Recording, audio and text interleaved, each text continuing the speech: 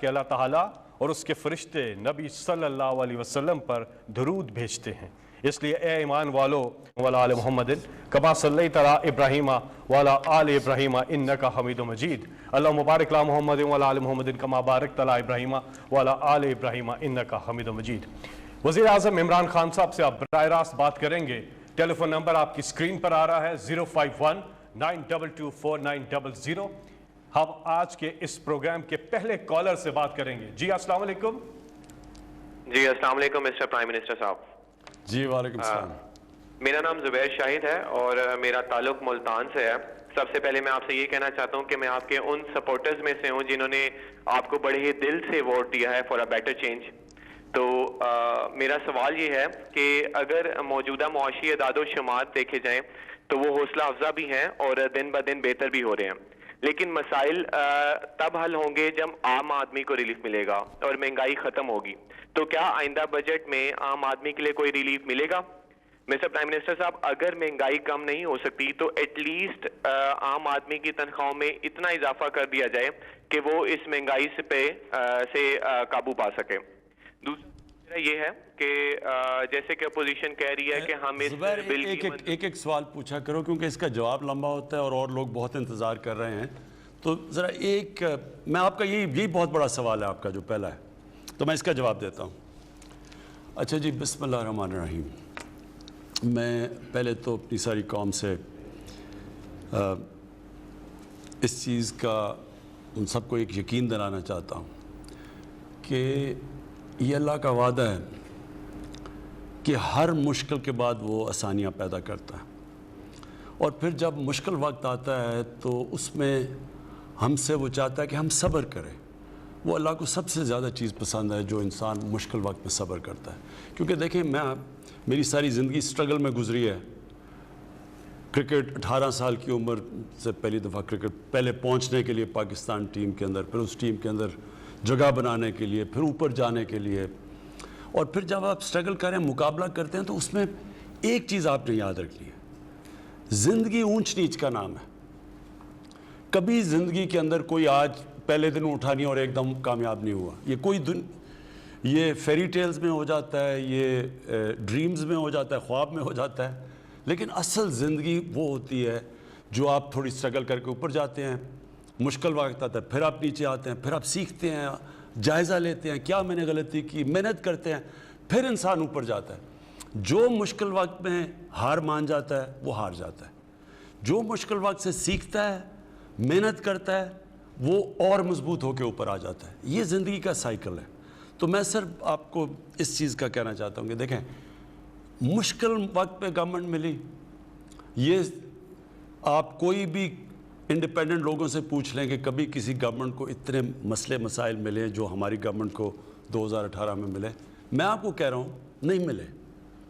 نہ کبھی اتنا بڑا خسارہ ملا ایکسٹرنل، یعنی جس کو کرنٹ اکاؤنٹ کہتے ہیں، نہ کبھی اتنا بڑا خسارہ ملا انٹرنل جو فسکل ڈیفیسٹ ہے، اور اس کے علاوہ جو قرضوں کا بوجھ پڑا ہوا تھا، بیرونی بھی اندرونی بھی، اور پڑا ہوا ہے ابھی بھی، تو اس کے اندر جس طرح ہمیں یہ کشتی کو لے جانا پڑا، یہ بڑا مشکل کام تھا، لیکن اس میں عوام کو ایک مشکل وقت سے گزرنا پڑنا تھا۔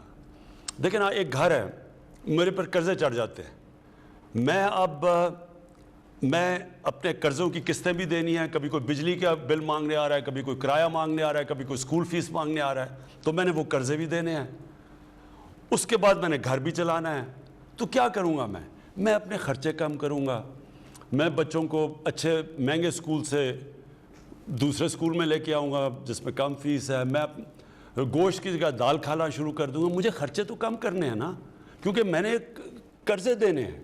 تو لہٰذا جب تک میری آمدنی نہیں بڑھتی، میں نے مشکل قرضے دینے ہیں، تو لہٰذا جب تک میری آمدنی نہیں بڑھتی مجھے وہ مشکل وقت سے گزرنا ہے۔ تو میں پہلے دن سے اپنی قوم کو کہا تھا کہ ہمیں مشکل وقت سے گزرنا پڑے گا۔ جب ایک ملک بینکرپٹ ہو جائے تو اس کو اپنے آپ کو اٹھانے کے لیے ٹائم چاہیے۔ لیکن مجھے بڑی خوشی ہے کہ جو اللہ نے کامیابی دی اس وقت پہ، یعنی کوئی بھی اس امید لگا کے نہیں بیٹھا تھا کہ 4% کے قریب، تقریباً 4% گروتھ ریٹ ہوگی، اور بلکہ کئی ماہر سمجھ رہے ہیں جو انڈیپینڈنٹ ہے کہ یہ 4 سے اور اوپر 4.5% پہ بھی پہنچ جائے گا, اس سے بھی اوپر جا سکے. تو اس کا مطلب کہ جو ہم سوچ رہے تھے اور ہمارے مخالف خاص طور پہ سوچ رہے تھے, اس سے بہت تیزی سے اوپر گئے ہم. اس کی کئی وجوہات ہیں, وہ میں بعد میں تفصیل سے آپ کو بتاتا رہوں گا کہ کیا کیا ہم نے قدم اٹھائے.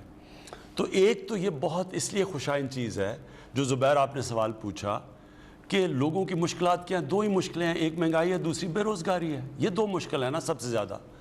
تو جیسے جیسے آپ کی گروتھ ریٹ بڑھتی ہے, یعنی کہ جب اکانومی کے پہیہ چلنا شروع ہوتا ہے, کنسٹرکشن شروع ہوتی ہے جو ماشاءاللہ ریکارڈ پہ ہے, جب گاڑیاں بننی شروع ہوتی ہیں جو 55% گاڑیوں کا سیل, ٹریکٹروں کا 60% مزید سیل بڑھ گئی ہے, موٹر سائیکلوں کی, جب یہ بننے شروع ہوتے ہیں تو روزگار ملنا شروع ہوتا ہے, لوگوں کے ہاتھ میں پیسہ آتا ہے, تو اس سے پھر نوکریاں ملنی شروع ہوتی ہیں, غربت کم ہوتی ہے. تو یہ ایک بہت بڑا پہلا خوشائن قدم آ گیا. وہ دوسری چیز پہ میں بعد میں بات کروں گا, دوسرا سوال, کیونکہ لوگ مہنگائی کا بھی پوچھیں گے کہ اس کا ہم کیا کر رہے ہیں. لیکن یہ جو پہلا اس وقت جو ہماری اپوزیشن جنہوں نے پہلے دن سے کہا کہ نااہل ہیں اور ان کو نکال دینا چاہیے, اور حالانکہ ابھی ہم شروع ہی ہوئے تھے, انہیں پتہ تھا کتنے مسئلے مسائل ہیں, پھر ساتھ ساتھ انہوں نے یہ کہا کہ اگر ہمیں NRO دے دو تو آپ نااہل نہیں ہوں گے, تو اگر آپ NRO نہیں دیں گے تو ہم آپ کی گورنمنٹ نہیں چلنے دیں گے. اور پھر فوج کو, پاکستان کی فوج کو کہتے کہ الیکٹڈ گورنمنٹ کو گرا دو. کہتے جی الیکشن ٹھیک نہیں ہوا, کوئی ثبوت بھی نہیں دیا. ہم نے جب کہا تھا پچھلا الیکشن ٹھیک نہیں, تو ہم نے 4 حلقوں کے باقاعدہ کام کر کے بتایا کہ ان 4 حلقوں میں دھاندلی ہوئی تھی جو چنے تھے. تو وہ اس لیے پھنس گئے ہیں کیونکہ انہوں نے کہا اتنی نااہل حکومت ہے, اب ان کو سمجھ نہیں آ رہی کہ اتنی زیادہ یہ گروتھ ریٹ 4% کے قریب کیسے آ گئی, کیونکہ انہوں نے خود ہی کہا نااہل ہے. اب وہ پھنس گئے ہیں, تو وہ کہتے ہیں جی یہ آپ نے غلط, آپ کی جو سٹیٹسٹکس ہیں وہی غلط ہیں.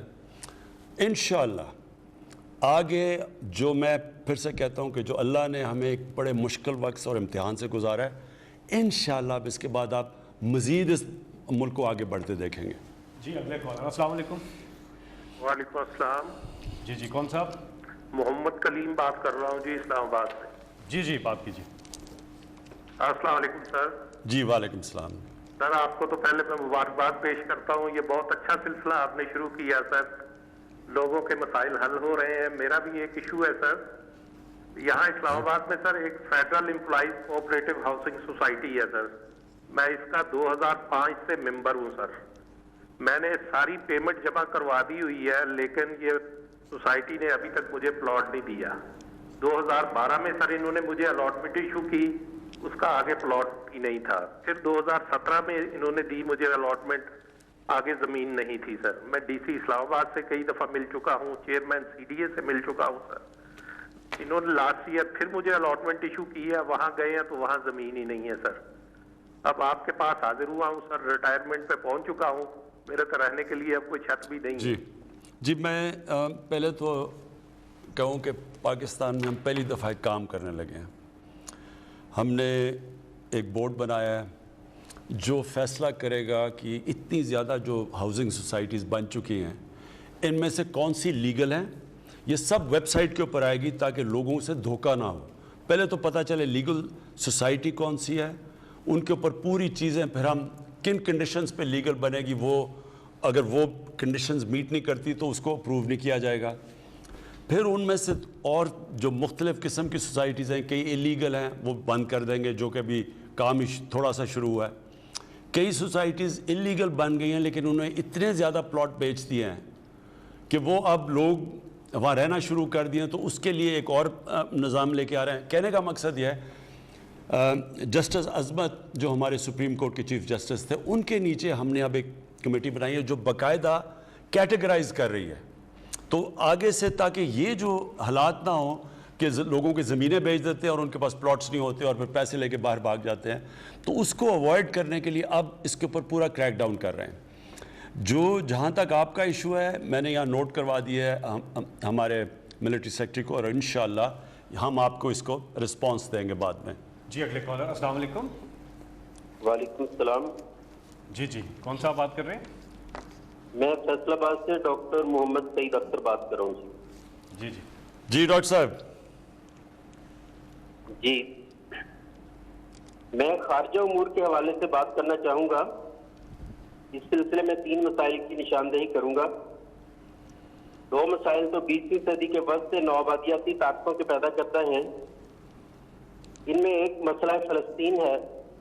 یہ بات قابل اطمینان ہے کہ غزہ میں جنگ بندی ہو گئی ہے، مگر جناب وزیر اعظم اب آگے کیا ہوگا؟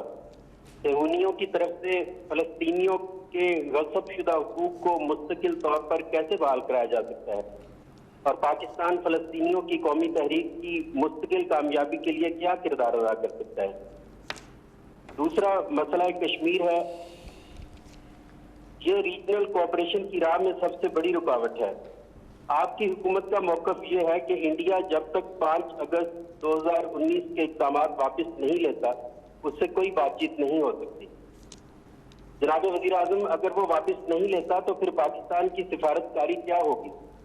کیا ہم اتنے بڑے ہمسائے سے منہ موڑ کے بیٹھے رہیں گے جبکہ کہا یہ جاتا ہے کہ we can change friend not neighbours? جی، پہلے تو میں کشمیر کے اوپر بات کر دوں، لیکن مسئلہ کشمیر کا اس وقت یہ ہے، اس میں کوئی شک نہیں کہ اگر ہماری ہندوستان سے تعلقات اچھے ہوں، ایک طرف ہمارے پاس چائنا دنیا کی سب سے بڑی مارکیٹ ہے، دوسری طرف ہندوستان جو 1 ارب سے زیادہ آبادی ہے وہ بڑی مارکیٹ ہے، ہماری تجارت شروع ہو جائے، کنیکٹیوٹی ہو جائے، تو یہ تو ساری دنیا میں یہ ثابت ہو چکا ہے۔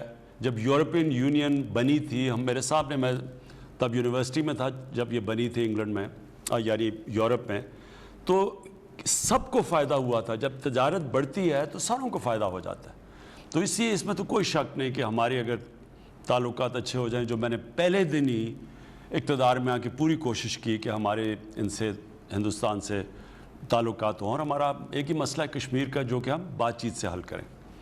لیکن جو اب سچویشن ہے، اگر ہم اس وقت ہندوستان سے تعلقات نارملائز کرتے ہیں، اس کا مطلب کہ ہم نے کشمیر کے لوگوں سے بہت بڑی ہم ایک غداری کریں گے۔ اس کا مطلب ہم نے ان کو یعنی ان کی ساری جو جد و جہد، جو سارا جو ان کی سٹرگل، پتہ نہیں 1 لاکھ سے اوپر شہید ہو چکے ہیں کشمیری، اس کا مطلب کہ ہم اس سب کو نظر انداز کر دیں گے۔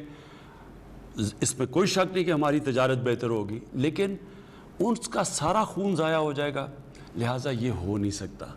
ہم کشمیریوں کے ساتھ کھڑے ہیں، ہمیں پتہ ہے انہوں نے کس طرح کی قربانیاں دی ہیں اور دے رہے ہیں، لہٰذا یہ نہیں ہو سکتا کہ ان کے خون کے اوپر ہم یہ سوچ لیں کہ پاکستان کی تجارت بہتر ہو جائے گی، یہ نہیں ہو سکتا۔ اگر ہمارے سے، اگر وہ 5 اگست کے وہ جو انہوں نے قدم اٹھائے ادھر واپس چلے جائیں، پھر بالکل ہو سکتی ہے بات، اور پھر ہم کشمیر کا مسئلہ ایک روڈ میپ بھی لا سکتے ہیں اور حل کر سکتے ہیں۔ اب آگے جی فلسطین، بالکل فلسطین کا وہی مسئلہ جو کشمیر کا ہے، وہاں بھی ایک آکوپیشن ہے، وہاں بھی ان کی زمین کے اوپر قبضہ کیا ہوا ہے، ادھر وہ ابھی کشمیر میں شروع ہوا ہے جو کہ ان کی آبادی کی ڈیموگرافی بدل رہے ہیں، یعنی کہ باہر سے لوگوں کو سیٹل کر رہے ہیں کشمیر میں لا کے ہندوستان۔ اسی طرح جو فلسطین تھا اس کو وہ تھوڑا سا رہ گیا ہے، باقی ساروں کے اوپر انہوں نے قبضہ کر کے اور اپنے لوگ سیٹل کر دیے ہیں۔ اب میں آپ کو سیدھا بتا دوں کہ کشمیر کا، فلسطین کا مسئلہ کیا ہے۔ اس کا یہ جو اس وقت صورتحال ہے، یہ صرف اور صرف یہ فورس سے، یہ سیکیورٹی ان کو ظلم کر کے، ان کو خوف زدہ کر کے، ان کو ڈرا کے، بھائی اسی طرح یہ چل سکتا ہے۔ اور وہ ہوگا کیا، وہ تھوڑی دیر کے لیے ان کے پاس اتنی طاقتور فوج ہے کہ وہ دب جائیں گے، پھر تھوڑی دیر کے بعد وہ کھڑے ہو جائیں گے، اور یہ سائیکل چلتا رہے گا۔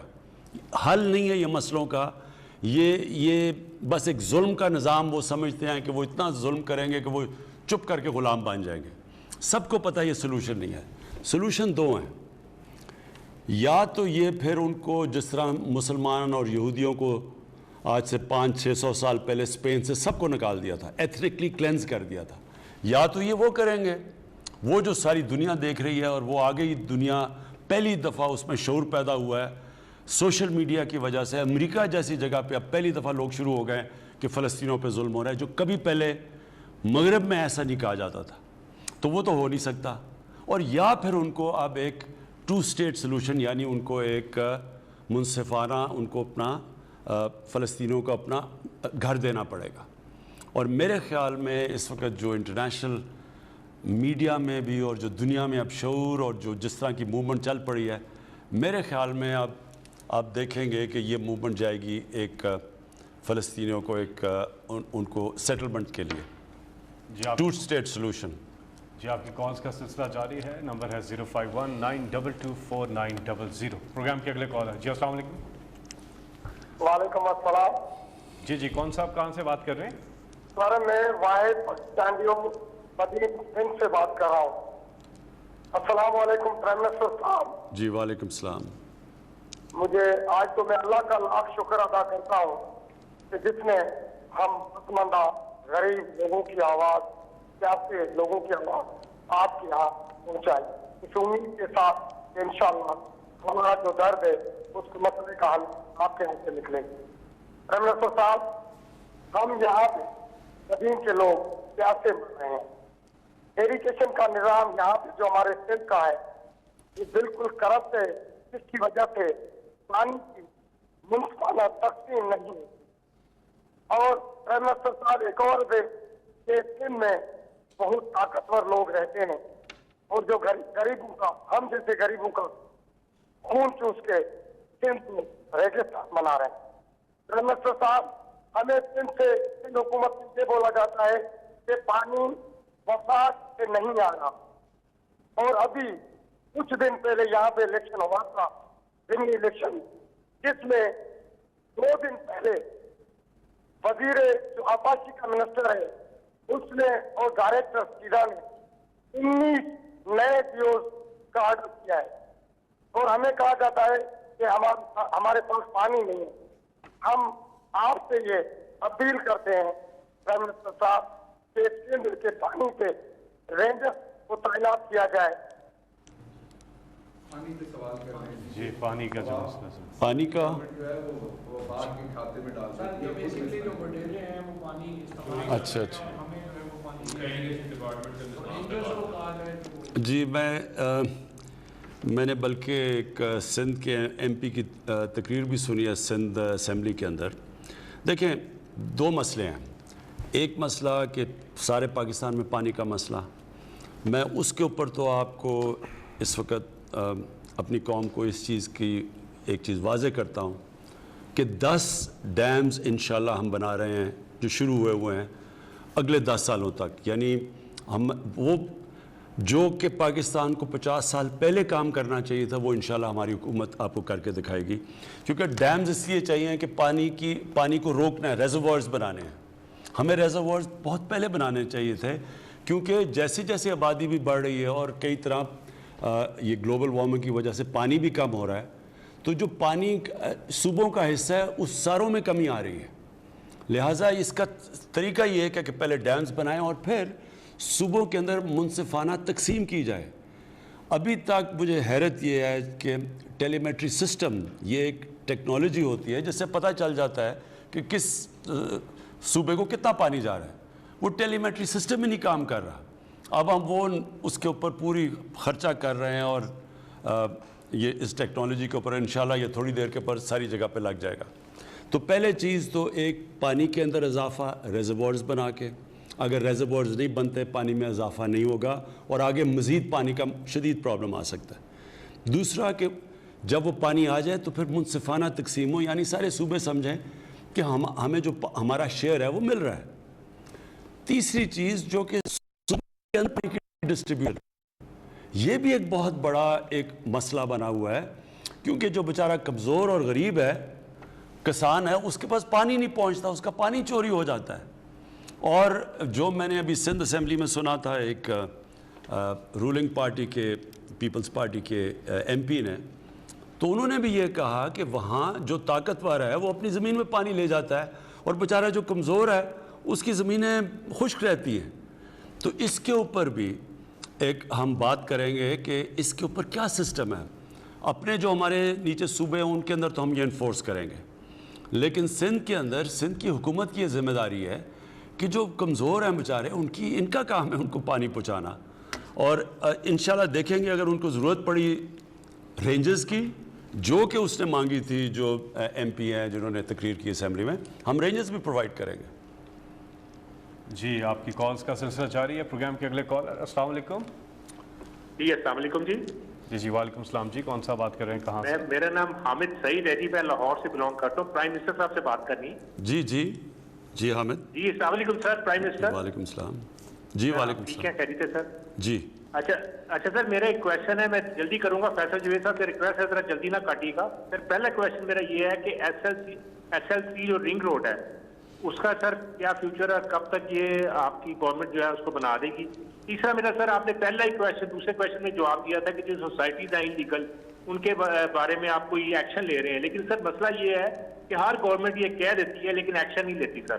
کیونکہ ہوتا یہ ہے کہ جو اوورسیز پاکستانی ہیں وہ پاکستان میں پیسہ انویسٹ کرتے ہیں اور ان کو 4-5 سال بعد پاکستان آتے ہیں تو پیسہ ان کا بالکل ڈوبا ہوتا ہے سر.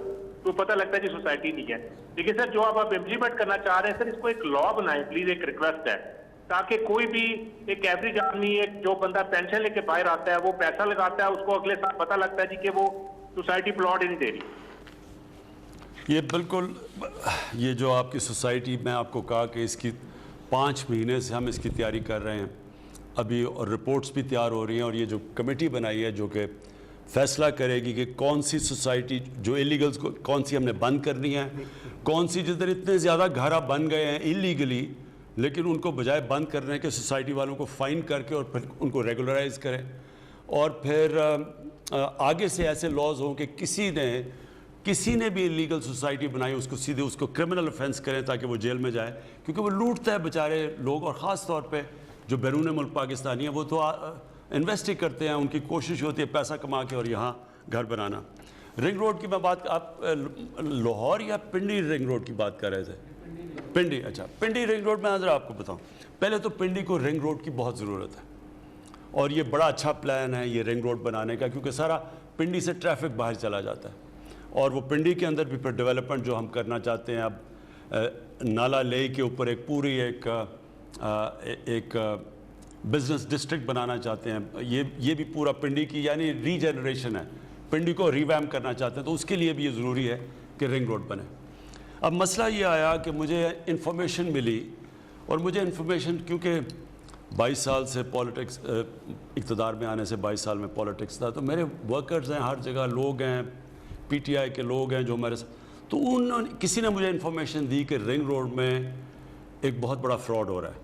ایک تو اس کو بڑا لمبا کیا جا رہا ہے لوگوں کو فائدہ پہنچانے میں، اور دوسرا طاقتور لوگوں کو فائدہ پہنچانے میں، اور دوسرا اس کی جو الائنمنٹ انہوں نے کی ہے یہ بڑی خطرناک ہے، کیونکہ انہوں نے لوگوں کو فائدہ پہنچانے میں اس کو وہ سیدھی، ہمیشہ موٹر وے یا رنگ روڈ سیدھا جاتا ہے، کیونکہ اگر آپ اس میں زگزگ کر دیں تو وہاں ٹکریں لگتی ہیں، پھر وہ زیادہ براڈ سے کم کر دی گئی لوگوں کو فائدہ پہنچانے کے لیے. تو اس کے لیے پھر میں نے پہلے انکوائری کی، فیکٹ فائنڈنگ جو مشن جو انکوائری تھی اس میں پتہ چلا واقعی یہ ہے. اب یہ پورا ایک طاقتور ٹیم اینٹی کرپشن کے اندر پورا اس کے اوپر کام کر رہی ہے، اور اس کا سارا 2 ہفتے کے اندر پورا ہمیں اس کی انکوائری کا رزلٹ آ جائے گا، اور پھر ہم ایکشن لیں گے. لیکن رنگ روڈ رکے گی نہیں، وہ جو سیدھی لائن تھی بجائے اتنا لمبا جو 20-26 کلومیٹر کا چکر لگا کے آ رہی تھی لوگوں کو فائدہ پہنچانے کے لیے، اب سیدھی رنگ روڈ جائے گی جو ہونا چاہیے تھا اس کو. اور انشاءاللہ یہ بڑی امپورٹنٹ سڑک ہے، اور یہ ہم فوری طور پہ اس کے اوپر کام شروع کر رہے ہیں. جی اگلے کال ہے. السلام علیکم. جی السلام علیکم. وعلیکم السلام. جی کون سا بات کر رہے ہیں؟ میں محمد افضل ارشد بات کر رہا ہوں راولپنڈی. جی امید ہے خان صاحب آپ خیریت سے ہوں گے. جی شکریہ.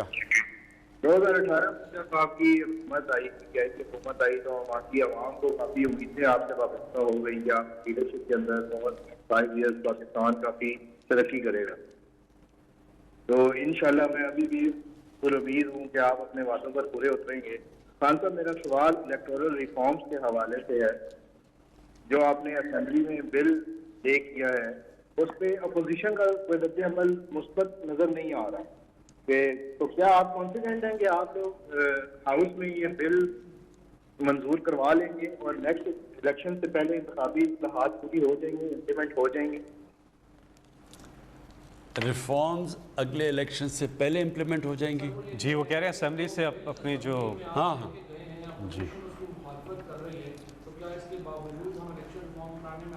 جی میں دیکھیں میں آپ کو ایک بات بتاتا ہوں.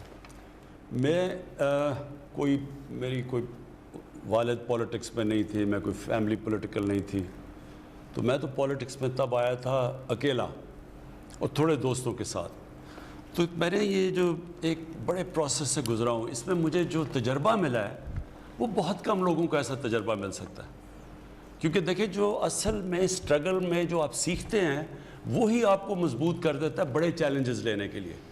مثلا آپ کرکٹ شروع کریں گے تو اسکول کی کرکٹ سے، پھر کلب کی کرکٹ سے، پھر فرسٹ کلاس کرکٹ، پھر ٹیسٹ کرکٹ، وہ سارا وقت آپ کو نئے چیلنجز لیتے لیتے آپ مضبوط ہوتے جاتے ہیں. تو اس طرح اکیلا شروع کیا، پہلی الیکشن میں 0 سیٹس، پھر دوسری الیکشن میں 1 سیٹ. پھر وہ جو پروسیس تھا وہ آپ کو بہت سکھاتا ہے. جو اسٹرگل ہے وہ اصل میں جو آپ کو سکھاتی ہے وہ کبھی بھی آپ کو جب سیدھی طرح اوپر بٹھا دیں کوئی سیکھ نہیں سکتا. اس لیے جو بادشاہت ہے وہ ہار گئی جمہوریت سے، کیونکہ جمہوری لیڈر جو ہوتا ہے وہ ایک پروسیس کے تھرو آتا ہے. بادشاہ میں باپ کا بیٹا ہوں تو میں بادشاہ بن گیا یا شہزادہ بن گیا، تو وہ کبھی بھی مقابلہ نہیں کر سکتے ایک اس پروسیس سے جو کہ ایک اسٹرگل کے ذریعے آتا ہے. تو دیکھیں یہ جو اس وقت اپوزیشن پھر یہ پی ڈی ایم اکٹھی ہو رہی ہے، پھر جا رہی ہے، پھر آ رہی ہے، ان کا جو مقصد ہے نا یہ کبھی کامیاب نہیں ہو سکتے. اگر ان کا مقصد قوم کے لیے ہو تو اب تک جتنی مشکل حالات سے قوم گزری ہے ہمارے 2 سالوں میں، اور جو ہمارے لیے بھی یعنی میری زندگی کے مشکل سال، تو اب تک ہماری گورنمنٹ گرا چکے ہوتے ہیں. لیکن ان کا مقصد ذات پہ ہے. یہ صرف اور صرف اکٹھے اس لیے ہوئے ہیں، کسی نظریے کے لیے نہیں، ملک کے لیے نہیں. جو ان کے اوپر کرپشن کیسز جو ہمارے سے پہلے کے لگے ہوئے ہیں، یہ ہمیں چاہ رہے ہیں کہ بلیک میل کر کے وہ کرپشن کے کیسز ختم کرو. اور یہ سمجھتے ہیں کہ عوام اتنی بیوقوف ہے کہ وہ مان جائے گی ان کی باتیں کہ وہ جو 30 سال سے حکومت کر رہے ہیں، 30 سال سے جن کی شکلیں دیکھ رہے ہیں، جو سائیکلوں پہ تھے وہ آج لینڈ کروزر پہ آ گئے ہیں، جو کہ جن کی سائیکلوں کی دکان تھی ان کے لنڈن مے فیئر میں بینٹلے اور رولز رائس کے علاوہ گاڑی نہیں ہے. جو ان علاقوں میں رہ رہے ہیں لنڈن میں، کیونکہ میں لنڈن جانتا ہوں، جو وہاں کا کوئی برطانیہ کا پرائم منسٹر نہیں رہ سکتا، اور برطانیہ کی سالانہ آمدنی 50 گنا پاکستان سے زیادہ ہے. ان کی 30% ہماری آبادی ہے اور 50 گنا زیادہ ان کی سالانہ آمدنی ہے. ان کا پرائم منسٹر یہ رہن سہن میں رہ سکتا جو یہ سب رہتے ہیں. تو اگر ان کا خیال ہے کہ قوم اتنی بیوقوف ہے کہ ان کے ساتھ لگ جائے گی کہ ان کی چوریاں پچانے کے لیے، ان کو NRO دلوانے کے لیے، یہ پاکستانی قوم کو نہیں جانتے. یہ سمجھتے ہیں کہ یہ سارا وقت کوئی نہ کوئی یہ ڈرامے کر کے یہ آ جائیں گے. ان کی میرے سے آج سن لیں، یہ جو آج گھبرا کے سارے اکٹھے ہوئے ہیں، ان کی وجہ یہ ہے، یہ سمجھ نہیں رہے تھے کہ یہ حکومت نکل سکے گی اس معاشی کرائسس سے. یہ سمجھ رہے تھے ہم ڈوب جائیں گے. اب یہ جو انہوں نے دیکھا ہے کہ یہ جو نکل گئی ہے، اور آگے مزید جو پریڈکٹ کر رہے ہیں لوگ کہ یہ اب اور مزید آگے بڑھے گا، پاکستان صحیح راستے پر لگ گیا، ایکسپورٹس بڑھ گئی، یہ جو سارے اکنامک انڈیکیٹرز ہیں وہ صحیح راستے پہ ہیں. اب یہ پھر کوشش کریں گے کچھ، مجھے پورا شک ہے یہ ابھی بجٹ میں بھی کوشش کریں گے، لیکن یہ کسی صورت جیتیں گے نہیں. کیونکہ یہ جس لیے کوشش کر رہے ہیں، قوم جانتی ہے یہ کیا کوشش کر رہے ہیں، کہ پھر سے ان کو چاہیے کہ جو ان کی جو 5 انگلیاں گھی میں تھیں جو کھاتے جا رہے تھے، یہ پھر سے وہ چاہتے ہیں. وہ ہوگا نہیں. جی آپ کی کالز کا سلسلہ جاری ہے، نمبر آپ کی اسکرین پر آ رہا ہے. یہاں پہ ہم لیں گے ایک بریک کے بعد پھر واپس آ سکتے ہیں. دنیا کو اناج بیچنا چاہیے تھا.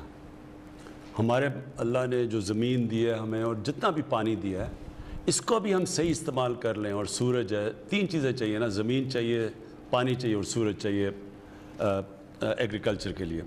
تو ہمارے پاس تو اللہ نے تینوں چیزیں دی ہیں.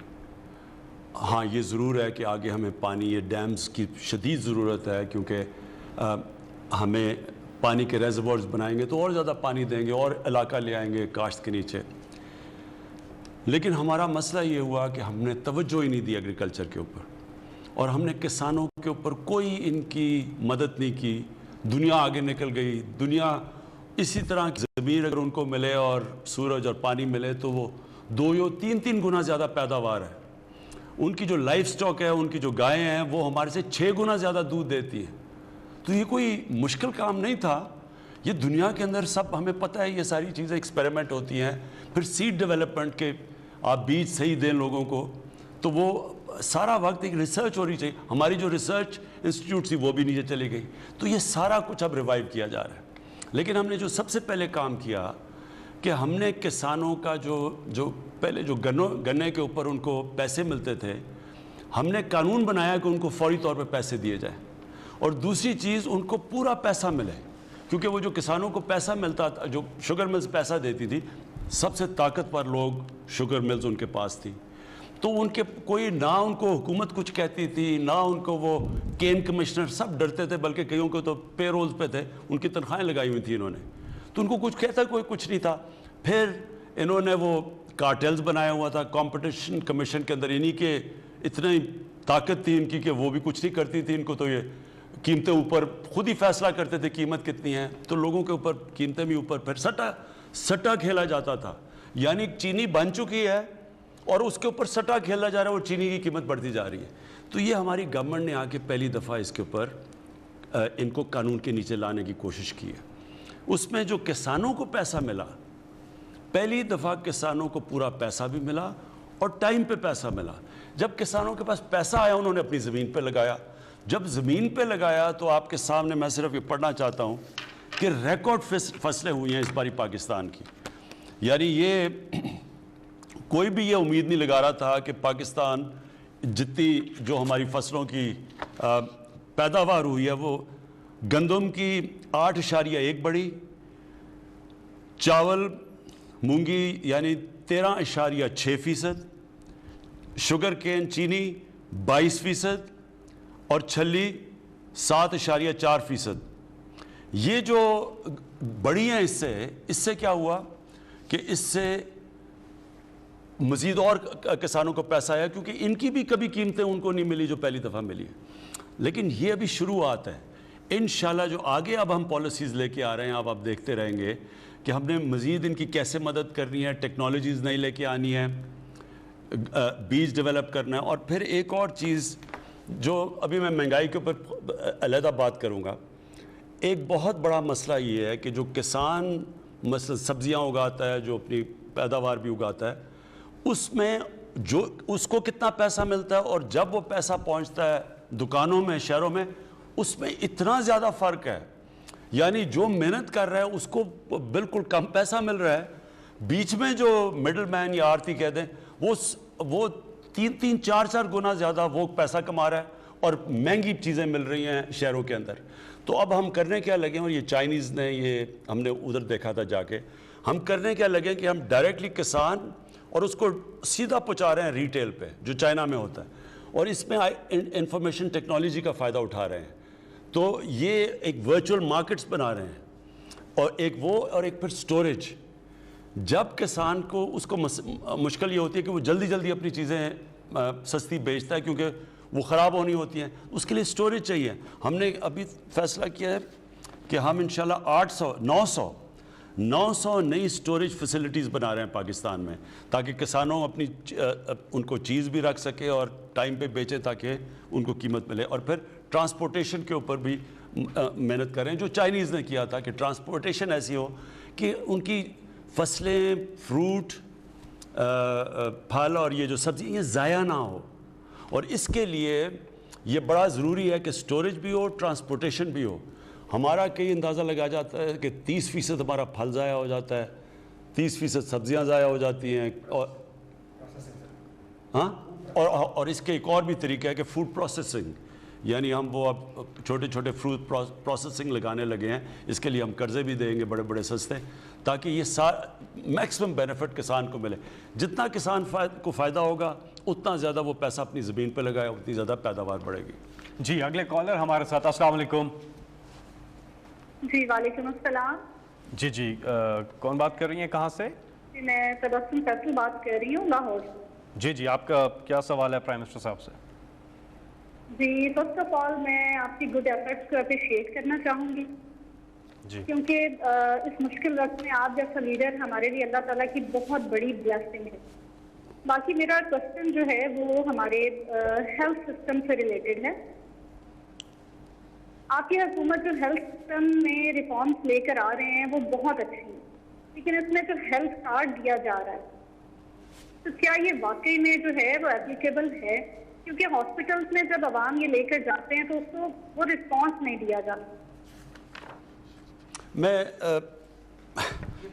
پہلے میں کیونکہ ابھی پنجاب میں عادت نہیں پڑی، کیونکہ یہ سب سے پہلے ہیلتھ کارڈ ہم نے پختونخوا میں لے کے آئے تھے، تو وہاں اب لوگوں کو سمجھ آ گئی ہے ہیلتھ کارڈ کیا ہے. تو میں صرف آپ کو یہ پختونخوا کا بتانا چاہتا ہوں کہ انہوں نے جو صرف فیسلٹی کا فائدہ اٹھایا ہے ہیلتھ کارڈ کا پختونخوا کے اندر، وہ 10 ارب روپیہ ہے. یعنی 10 ارب روپے کی فیسلٹی ہیلتھ کارڈ پہ وہ یوٹیلائز کر سکے، کیونکہ وہ لوگوں کو عادت پڑ گئی ہے. یہ کسی کو ابھی سمجھ ہی نہیں آ رہی کہ ہیلتھ کارڈ یہ کتنی بڑی اللہ کی نعمت ہے. مطلب یہ کہ آپ کے پاس پختونخوا میں 10 لاکھ روپیہ ایک ہیلتھ انشورنس ایک خاندان کو ہے. وہ کسی بھی گورنمنٹ ہاسپٹل میں جا کے 10 لاکھ روپے تک اپنا علاج کروا سکتے ہیں. پنجاب نے ابھی تک 2 ڈویژنز میں کر دیا ہے، سائیوال اور ڈی جی خان ڈویژن میں انہوں نے سب کو ہیلتھ کارڈ دے دیا ہے، اور وہ سال کے اینڈ تک سارے پنجاب کے ضلعوں کے اندر یہ ہیلتھ کارڈ پہنچ جائے گا اس سال کے اینڈ تک. اور اس سے انہوں نے 7,30,000 روپیہ ہر ہیلتھ کارڈ پہ رکھا ہے. لیکن اگر مزید اور ضرورت پڑے ہاسپٹل میں تو 3 لاکھ تک اور وہ دیں گے پنجاب گورنمنٹ. میں صرف آپ کو یہ سمجھانا چاہتا ہوں اپنی قوم کو بھی کہ دیکھیں میری سب سے بڑی یہ خواہش تھی کہ اس ملک میں غریب آدمی کو اگر گھر میں بیماری ہو اس کو یہ خوف نہ ہو کہ میں اگر ہاسپٹل جاؤں گا تو میرے پاس پیسہ نہیں ہوگا. اور اس سے بڑے یعنی وہ بیماری بڑھتی جاتی ہے کیونکہ ان کے پاس پیسہ نہیں ہوتا، وہ پھر علاج نہیں کرواتے. وہ یا وہ ڈرتے ہیں کہ جی بچے یعنی غریب خاندان رہ رہے تو وہ سوچتے ہیں کہ بچوں سے پیسہ، بوڑھے جو ہوتے ہیں. یعنی یہ بڑا ایک مجھے پتہ ہے اس سے بڑا عذاب ہے نہیں کہ غریب گھرانے میں بیماری ہو.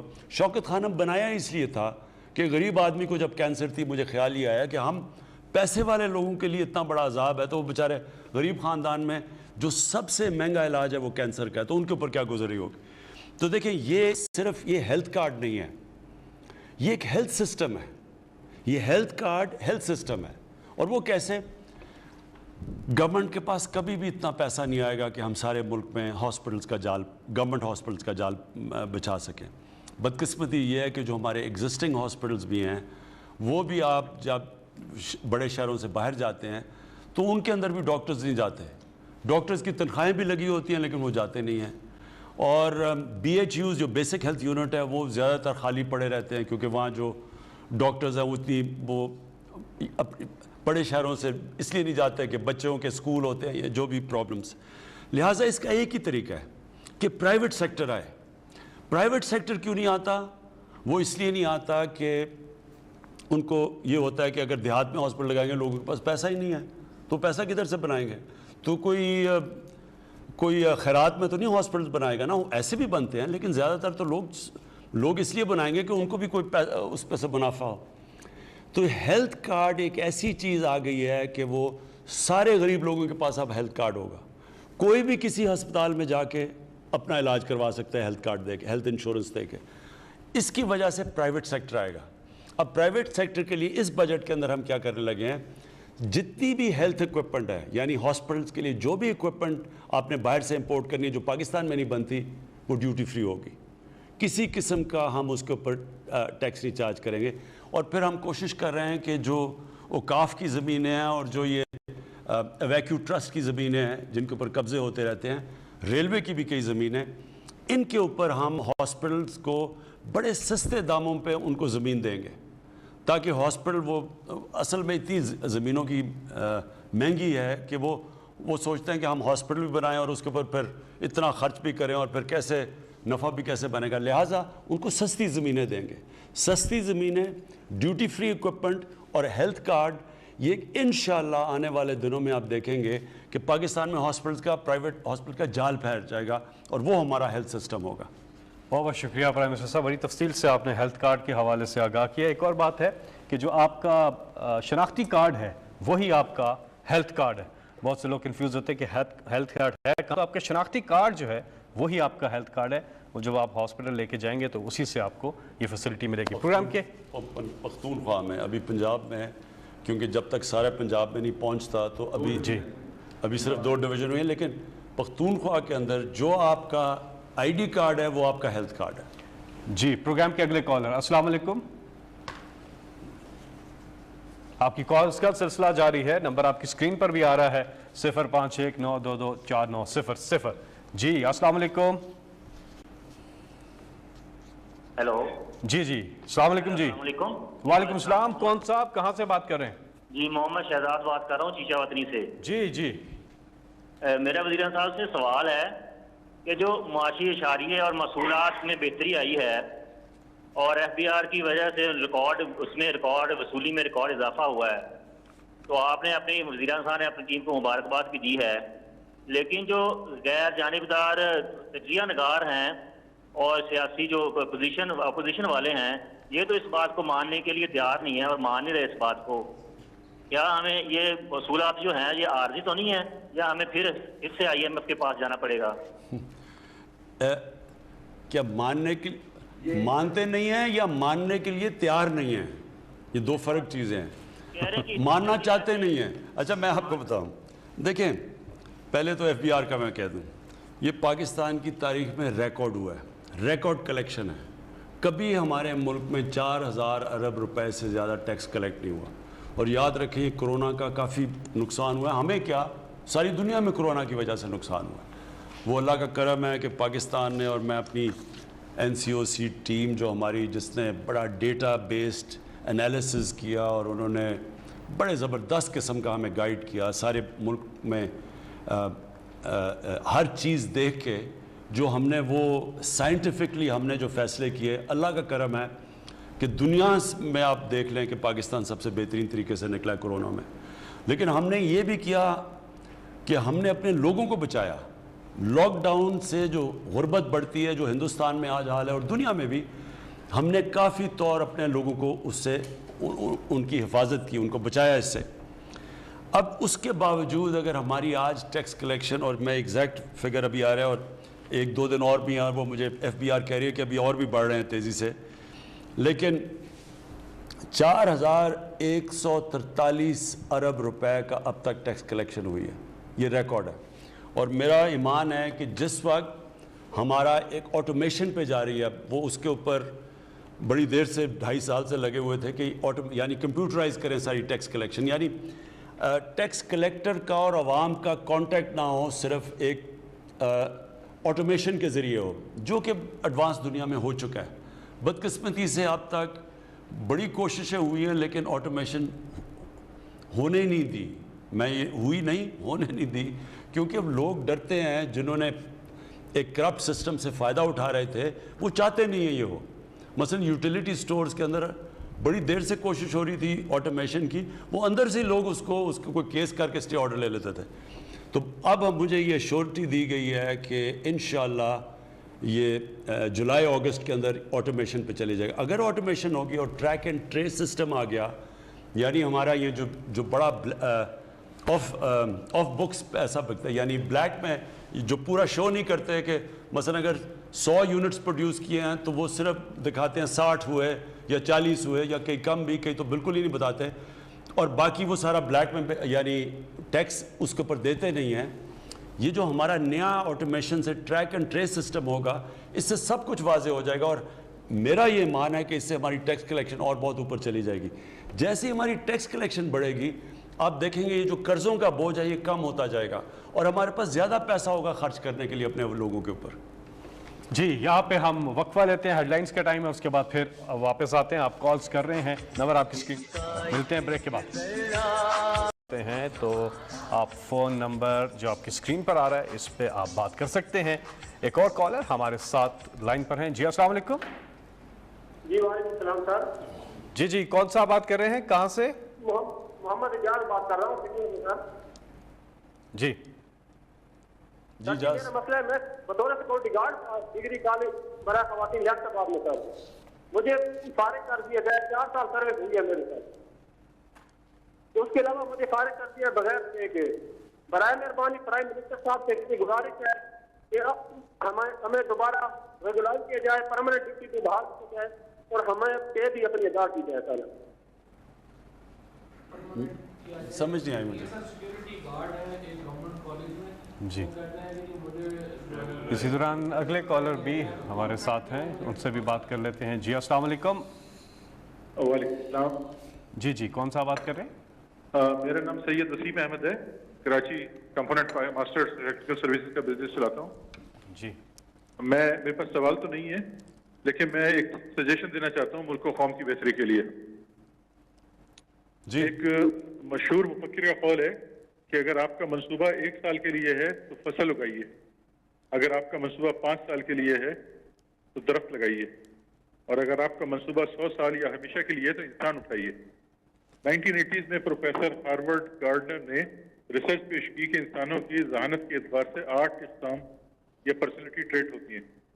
وہ وربل ہوتے ہیں، لینگوسٹک یا لاجیکل ہوتے ہیں، کائنیٹک ہوتے ہیں، یا میوزیکل ہو سکتے ہیں. اور انگلیوں کے نشانات سے اس کی شخصیت یا پرسنالٹی ٹریٹ کا پتہ چل سکتا ہے. یہ ڈرمیٹوگلائفک ملٹیپل انٹیلیجنس ٹیسٹ کہلاتا ہے، اور آج کل کئی ملکوں میں بچوں کے اسکول میں داخلے کے وقت بایو میٹرک کے ذریعے پرسنالٹی ٹریٹ کے مطابق کلاسیفیکیشن کر لی جاتی ہے. آپ کے ڈیجیٹلائزیشن کے ویژن اور دلچسپی کو دیکھ کر یہ ہمت پیدا ہوئی ہے کہ تجویز پیش کی جائے کہ اگر ہمارے یہاں بھی بچوں کو اسکول میں داخلے کے وقت ڈیجیٹائز بایو میٹرک کے ذریعے پرسنالٹی ٹریٹ کے مطابق گروپنگ کر لی جائے تو نہ صرف بچے تعلیم میں چوکڑیاں بھرتے ہوئے پڑھیں گے کیونکہ ان کا ایمبیشن ہوگا، اس کے ایمبیشن کے مطابق ہم ان کو پڑھا رہے ہوں گے، بلکہ ان کے تعلیمی اخراجات، وقت اور کوششوں میں بھی خاطر خواہ کمی واقع ہوگی. اور نتیجتاً حکومت کو پہلے سے معلوم ہوگا کہ اس سسٹم کے ذریعے سے اگلے چند سالوں میں ملک کو کتنے انجینئر، کتنے کھلاڑی، کتنے فوجی، کاروباری یا فنکار تیار ملیں گے. جی بہت بہت شکریہ، آپ کی تجویز نوٹ کر لی ہے. اگلے کالر ہمارے ساتھ. جی السلام علیکم. جی السلام علیکم. السلام علیکم. جی وعلیکم السلام. جی کون صاحبہ کہاں سے بات کر رہی ہیں؟ جی میرا نام فرح دیپا ہے اور میرا تعلق کے پی کے سے ہے، محلہ شاولی کتار کے سخوانی بازار. سر جی ہماری گلی کا برا حال ہے، ٹوٹی پوٹی ہوئی ہے، مرمت کوئی نہیں ہو رہی، سال سے زیادہ عرصہ ہو گیا ہے. آج تک کوئی ایم این اے نہیں آیا، ایم پی اے نہیں آیا کہ آ کے کوئی زحمت گوارا کرے. اور بزرگ حضرات بھی گر رہے ہیں، بچے بھی گر رہے ہیں، اور پلیز آپ سے ریکویسٹ ہے کہ ہماری گلی کی مرمت ہو جائے. اوکے جی، آپ سے بھی جو ٹیم ہے پرائم منسٹر آفس سے وہ رابطہ کرے گی. اور اعجاز صاحب تھوڑی دیر پہلے ہمارے ساتھ تھے جن کا کوئی نوکری سے فارغ کیے جانے کا کوئی ایشو تھا، اس حوالے سے بھی اعجاز صاحب آپ سے جو پرائم منسٹر آفس کی ٹیم ہے وہ رابطہ کریں گے. ایک اور کویشچن ہے جی، سوشل میڈیا پہ آیا ہے، وہ کہتے ہیں کہ ہم تھک کے ہیں یہ سن کے کہ پولیس کے اندر بہتری آئے گی. جس طرح خیبر پختونخوا میں پولیس ریفارمز ہوئیں، ابھی تک ہمیں پنجاب کے اندر کوئی ایسی چیز نظر نہیں آتی. خاص طور پہ جو دیہی علاقے ہیں پنجاب کے، وہاں پر بہت زیادہ زیادتی ہوتی ہے لوگوں کے ساتھ. اس حوالے سے وہ کہہ رہے ہیں کہ کب تک پولیس ریفارمز پنجاب کے اندر آئیں گی؟ پرائم منسٹر صاحب دیکھیں، ایک ادارے کو بنانا ٹائم لگتا ہے. آپ ایک ادارے کو، ایک نیا ادارہ کھڑا ہونا بڑی جلدی ہو جاتا ہے. ایک ادارہ جو خراب ہو چکا ہے اس کو ٹھیک کرنا سب سے مشکل کام ہے. آپ کو صرف میں پنجاب پولیس کی ایک چیز آپ کو، مرحوم آئی جی تھے عباس خان، انہوں نے 1993 میں لاہور ہائی کورٹ میں ایک رپورٹ درج کروائی تھی. اور وہ رپورٹ اس لیے کہ لاہور ہائی کورٹ نے یہ جو آپ نے آج میرے سے سوال پوچھا ہے، یہ 1993 میں انہوں نے آئی جی سے پوچھا کہ یہ پنجاب پولیس کا کیوں اتنے برے حالات ہیں، کیوں یہاں لوگ فیل نہیں کرتے، لوگوں کو اعتماد نہیں ہے اس پہ. تو وہ رپورٹ، وہ کافی بڑی انہوں نے رپورٹ دی تھی. اس کے اندر میں صرف آپ کو ایک پڑھ کے، میرے خیال میں پیج 18 پہ ایک وہ پیراگراف تھا. انہوں نے کہا اور یہ نواز شریف کے دوران میں 85 سے لے کے 93 تک پنجاب میں پہلے چیف منسٹر تھے پھر پرائم منسٹر، تو انہوں نے کہا کہ 25,000 لوگوں کو پنجاب پولیس میں انڈکٹ کیا میرٹ کو ہٹا کے، اور ان میں سے زیادہ تر لوگوں سے پیسے لے کے انڈکٹ کیا گیا. اور پھر جو سب سے خوفناک بات تھی ان میں سے کئی ہارڈنڈ کرمنلز تھے, مجرم تھے جن کو پولیس میں انڈکٹ کیا. یہ 1993 کی رپورٹ ہے. دیکھیں, جب پولیس کو آپ غلط چیزوں کے لیے استعمال کریں گے تو پولیس کیا خیال ہے کہ وہ پولیس ٹھیک چلی جائے گی؟ جب آپ مخالفین کے خلاف اس کو استعمال کریں گے. آج آپ صرف یہ دیکھ لیں کہ پولیس جو پنجاب میں ہے, اس سے کتنے انہوں نے ایکسٹرا جوڈیشل کلنگ یعنی کہ جو لوگ مروائے ہیں پولیس مقابلے کے نام پہ, ذرا پتہ چلوائیں کہ ان کے دور میں کتنے لوگ مروائے گئے تھے. تو جب آپ پولیس سے غلط کام کروائیں گے پھر پولیس اپنے بھی غلط کام کرے گی. یہ جو قبضہ گروپ ہیں, یہ قبضہ گروپ کیسے بنے ہیں؟ کون کرواتا تھا قبضے؟ کون ان کی پشت پہ تھا؟ ابھی جو پنجاب حکومت نے قبضے چھڑائے ہیں, اس میں نون لیگ کے ایم این ایز, ان کے وزیر سرکاری زمینوں پہ قبضے کیے ہوئے تھے. اور کس کا کام تھا چھڑانا؟ جو پولیس وہ ان کے ساتھ ملی ہوئی تھی. تو جب آپ کی پولیس طاقتور کے لیے ایک قانون اور ان کو وی آئی پیز کی اور دوسری طرف عام لوگوں کے لیے دوسرا قانون, تو پولیس نہیں صحیح کام کر سکتی. اس کو ٹھیک کر رہے ہیں اور انشاءاللہ اس کو ٹھیک کریں گے. پختونخوا کے اندر کیونکہ صوبہ چھوٹا تھا اور وہاں صرف جو پچھلی حکومت تھی وہ 5 سال بیٹھی تھی, یا 30 سال سے یہ بیٹھے ہوئے ہیں. انہوں نے نیچے سے لے کے اوپر تک پولیس کے اندر پولیٹیسائز کیا ہوا ہے, تو تھوڑا ٹائم لگے گا. لیکن یہ میں آپ کو کہہ دوں کہ یہ ہوگا. یہی پنجاب کی پولیس کی اسی طرح لوگ تعریفیں کریں گے جو ایک وقت پہ پختونخوا کی پولیس کی کر رہے تھے. جی ہمارے ساتھ ایک کالر ہیں. جی السلام علیکم. السلام علیکم. جی جی وعلیکم السلام. جی میں فریدہ بات کر رہی ہوں. سر آپ کیسے ہیں؟ ٹھیک ہے. جی کیا سوال ہے آپ کا؟ جی میرا سوال ہے جی, میں ایک میں ہوں اوورسیز پاکستانی ہوں. میں نے 91 میں ایک پلاٹ خریدا تھا G11-2 میں, اور میں جب باہر چلی گئی تو اس پہ قبضہ ہو گیا. جب میں واپس آئی تو مجھے پتا چلا کہ CDA اور فیڈرل ہاؤس فاؤنڈیشن تھی کوئی, انہوں نے مل کے کسی اور کو بیچ دیا. جب میں ان اداروں کے پاس گئی تو انہوں نے آئیں بائیں شائیں کر کے مجھے ٹال دیا, اور اسی طرح سے دوسرے اداروں میں بھی گئی, وفاقی محتسب میں بھی گئی, انہوں نے بھی مجھے آئیں بائیں شائیں کر کے ٹال دیا. تو میں چاہ رہی ہوں جناب اگر مجھے یہ میرا گھر واپس مل جائے. بیوہ عورت ہوں اور گھٹنوں میں اتنی تکلیف تھی پچھلے سال کے بیساکھیوں پہ آ گئی. میں آپ کو سوری, یہ تو میں اس کا چیک کر لوں گا, لیکن جو بھی اس وقت یہ پروگرام دیکھ رہے ہیں, ایک سٹیزن پورٹل ہے, اس کی بھی بلکہ میں چاہوں گا کہ وہ اس کی فون نمبر بھی دے دیں اور اس کا نیچے جو ای میل نمبر ہے وہ بھی دے دیں. میں چاہوں گا کہ کسی کی بھی زمینوں پہ قبضے ہوئے ہیں, آپ پلیز اس کے اوپر ہمیں وہ اپنا پتہ اور سارا وہ ڈیٹیلز دے دیں, اور انشاءاللہ ہم ایک زمین کے اوپر پھر پوری انویسٹیگیشن کر کے, اور اگر آپ کا جائز کلیم ہے تو آپ کو واپس دلوائیں گے.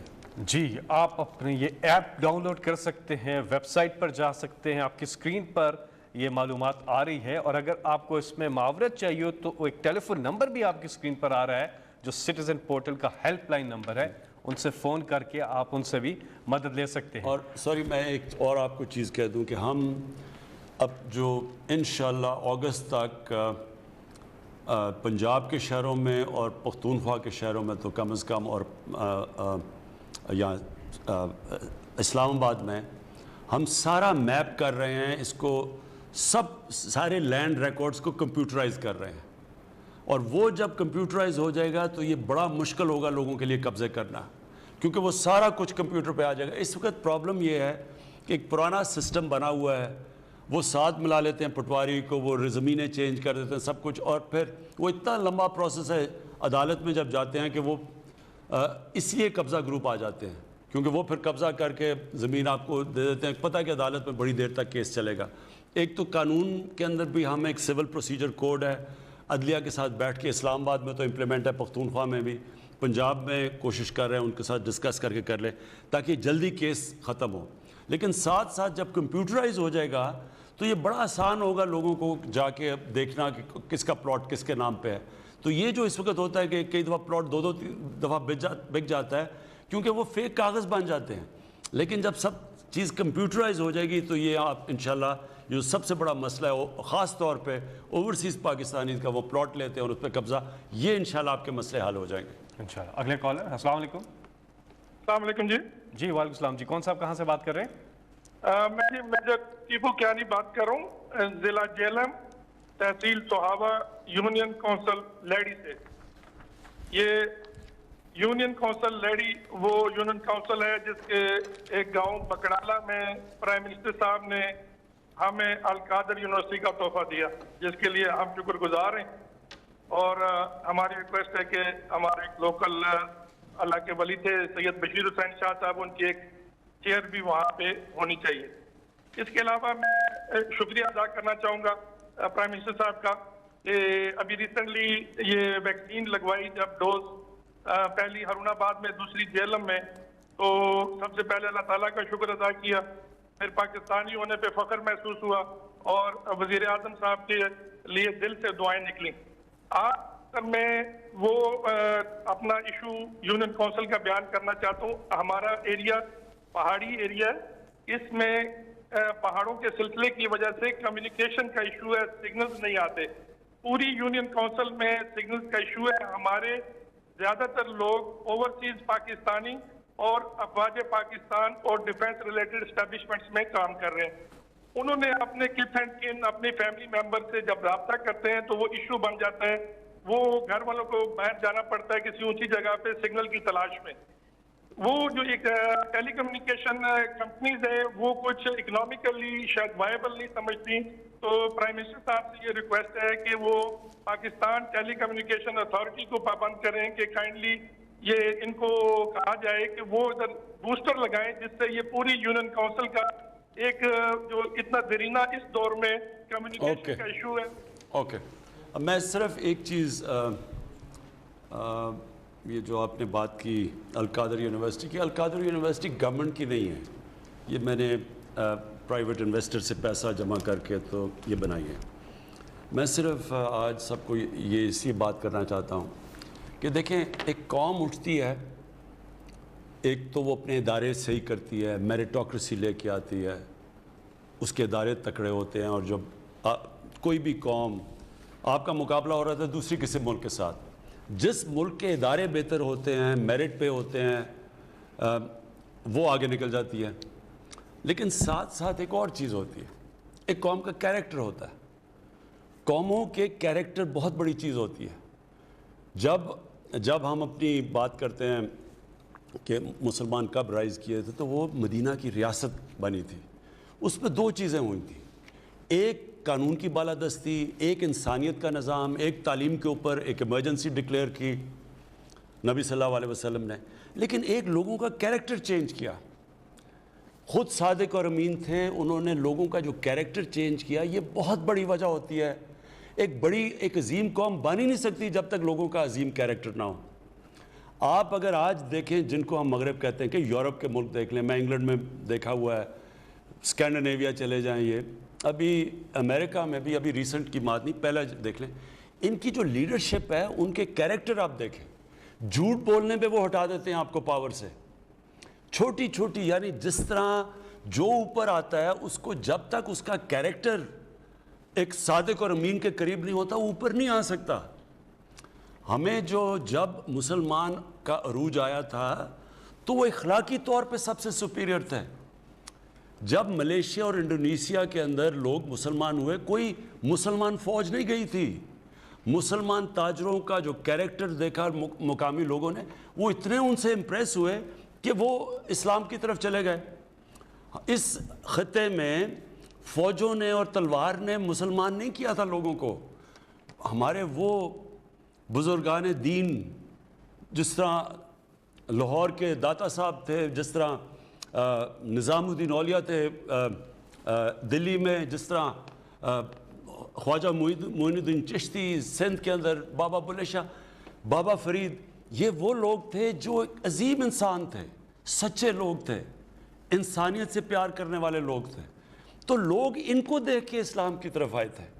हमारा इस वक्त सबसे बड़ा मसला ये है कि मुसलमान जो लीडरशिप है दुनिया में, आप चले जाएं, आप उनको कंपेयर कर लें और जिनको हम काफिर कहते हैं उनको कंपेयर कर लें। आप अपने हमारे ये जो दो पिछले जो दो फैमिलीज़ ने इस मुल्क पे हुकूमत की है, इनके पास पैसा देख लें कितना है, और बरतानिया के, फिर मैं कह रहा हूँ प्राइम मिनिस्टर्स के बाद देख लें कितना पैसा है। تو جب لیڈرشپ ملک میں اس کی جب وہ اخلاقیات کو تباہ کر دیتی ہے، وہ سارے معاشرے کو نیچے لے جاتی ہے۔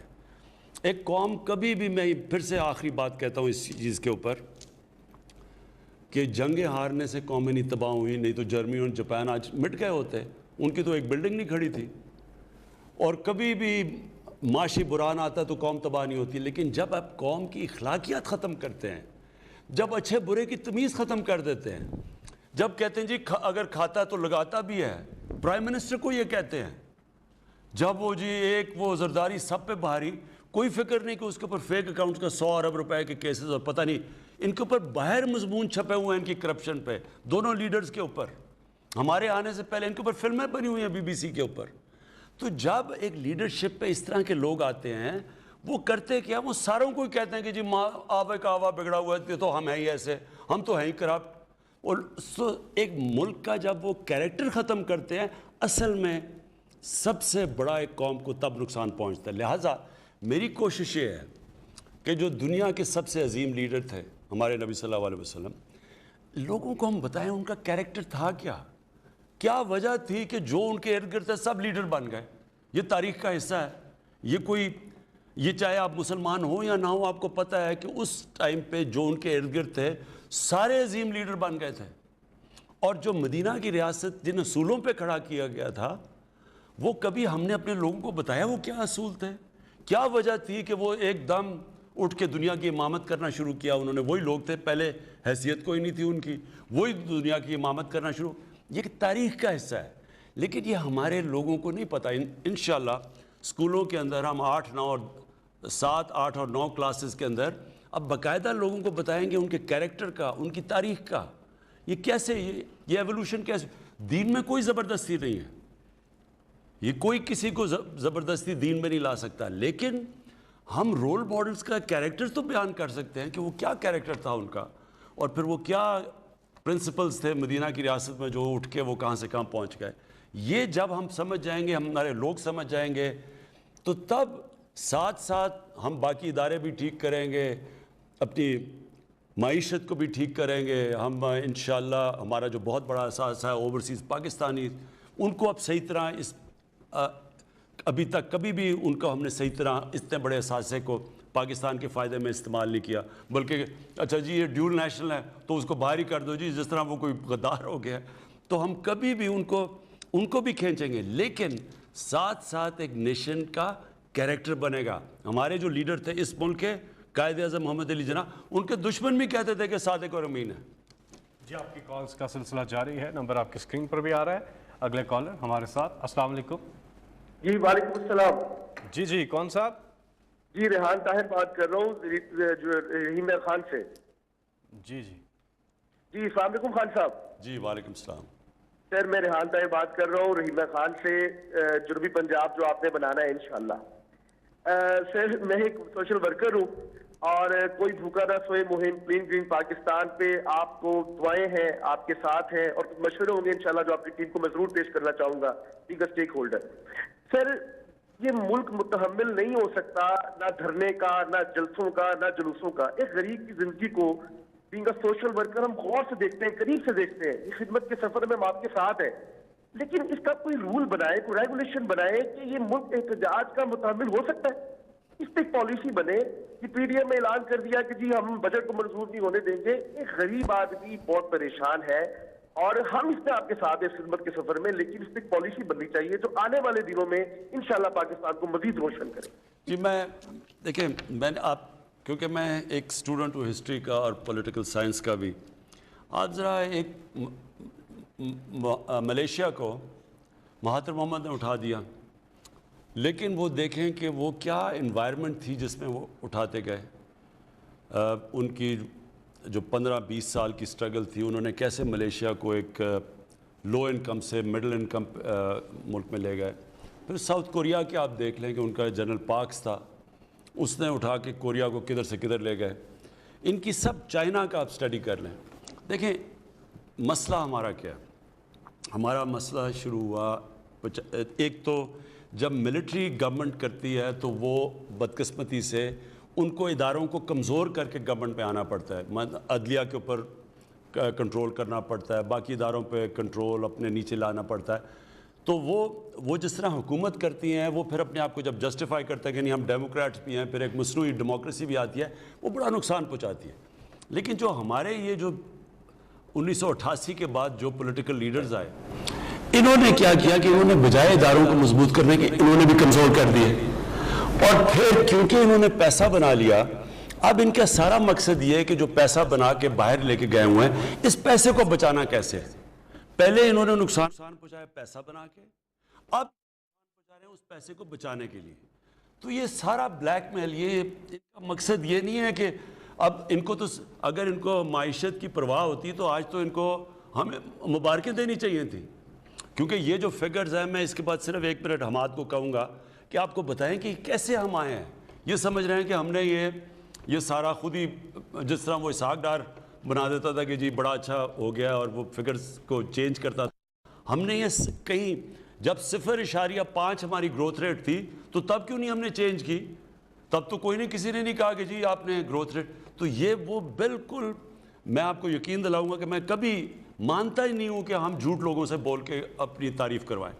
میں ابھی حماد کو کہوں گا آپ کو بتائیں، لیکن اس سے پہلے مسئلہ اب یہ آ گیا ان کا کہ یہ اب گھبرا گئے ہیں کہ ملک اب اوپر جانے شروع ہو گیا ہے.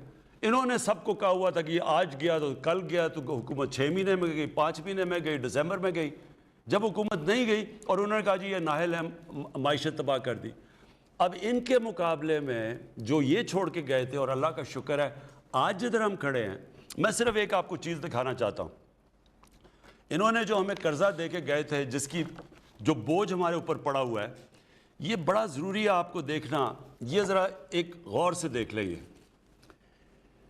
یہ 2016 سے پاکستان کا قرضہ دیکھیں کہ جو بیرونی ملک ہمارا قرضہ ہے، یہ جو ڈالرز ہم باہر سے جو اصل وزن پڑا ہوا ہے، جس کی وجہ سے IMF کے پاس جانا پڑتا ہے، یہ شروع ہوا ہے 2016 سے. یہ قرضہ جانا شروع ہوا ہے. یہ جب ہم آئے 2018-19 میں، یہ کیونکہ قرضہ لینا پڑتا تھا قسطیں دینے، آج یہ یہاں پہنچ گیا. یہ ذرا دیکھیں کہ یہ آج سب سے کم قرضہ لیا ہے ہم نے کتنے سالوں کے بعد. یہ ذرا دیکھ لیں. اس کا مطلب کہ جو بیرونی ہم نے، وہ گورنمنٹ آئی ہے جس نے اپنے قرضے واپس کیے ہیں، اور ہمیں اب قرضے لینے کی کم سے کم ضرورت پڑ رہی ہے.